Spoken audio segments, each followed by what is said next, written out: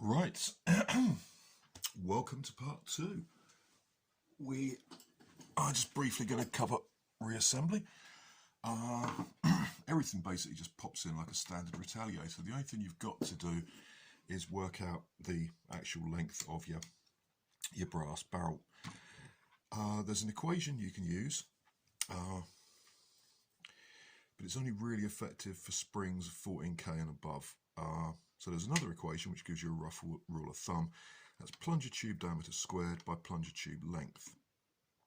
Now, I prefer to use it from the outside diameter and the full length of the plunger tube because that gives you a longer barrel that you can then cut down a bit. Whereas if you go for the interior, you see, I can see here where the plunger head is. I'm going to start off with a short barrel, which I then can't lengthen.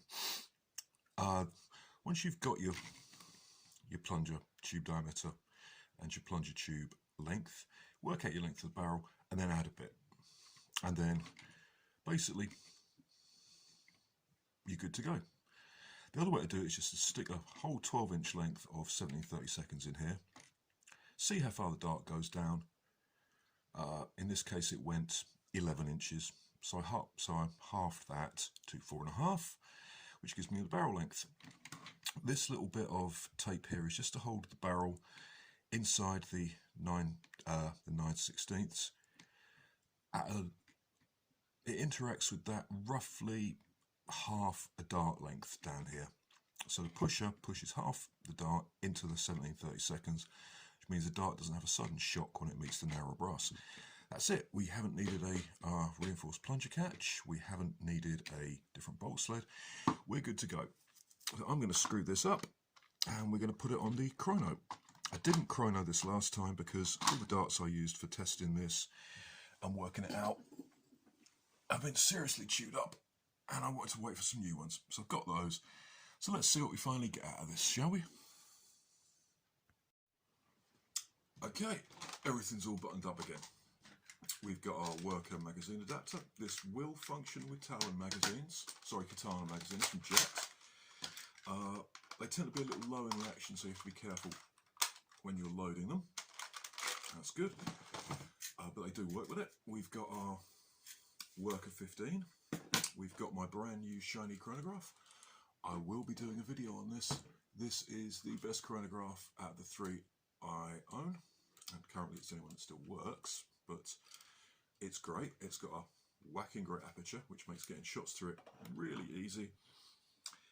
And that's good. I'm going to put this in this carrier bag to catch the darts.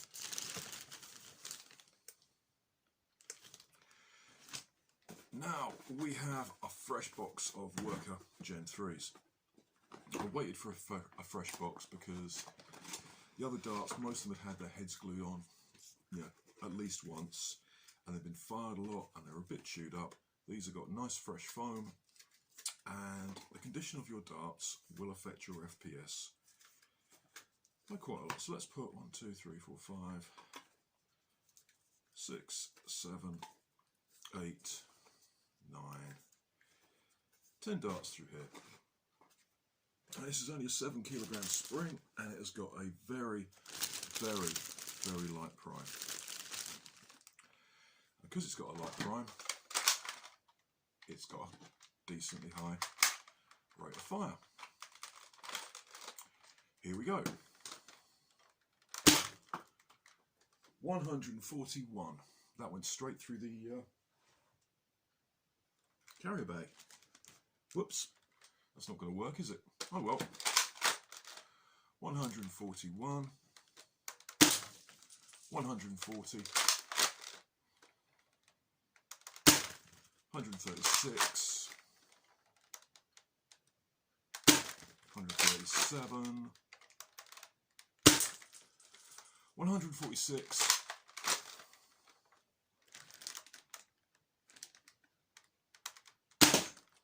139.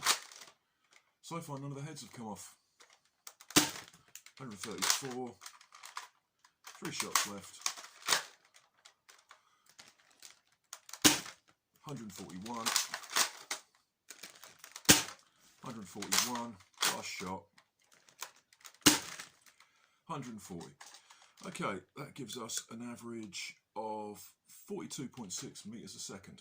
We'll multiply that by 3.28, which will give us something.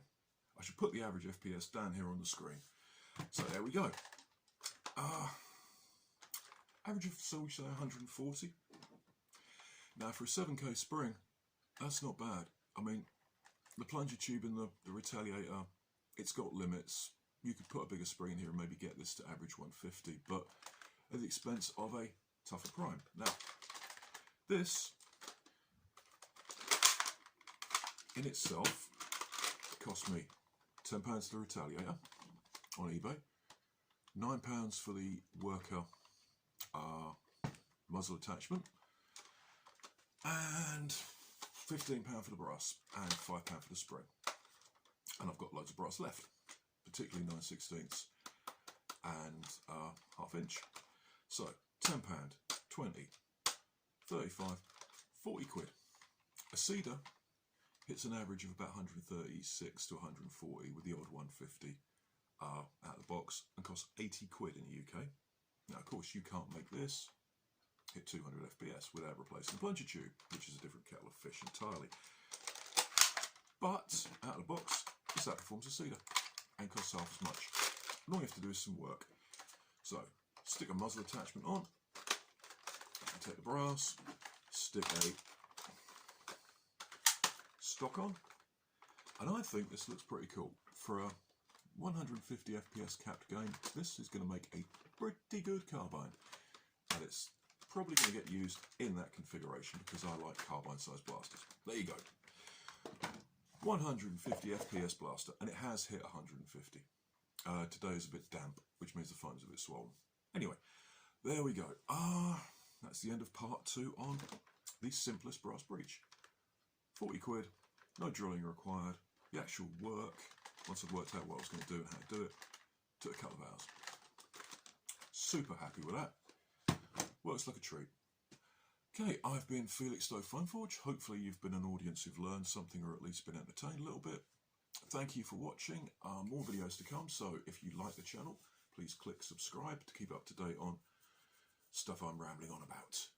If there's anything you think I should do different,